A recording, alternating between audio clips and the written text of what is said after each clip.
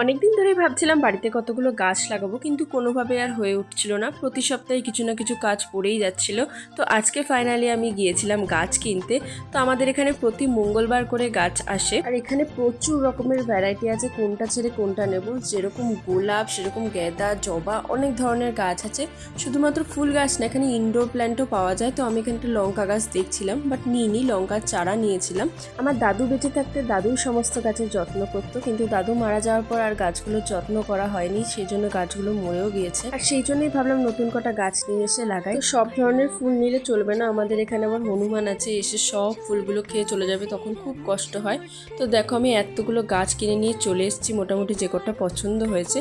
তো এই জায়গাটায় আমি লাগাবো, একদম পুরো শুকনো মাটি পড়ে রয়েছে। তো গাছগুলো আমার লাগানো হয়ে গেছে, ছাদটা আরও বেশি সুন্দর লাগছে ফুল গাছগুলো লাগানোর পর।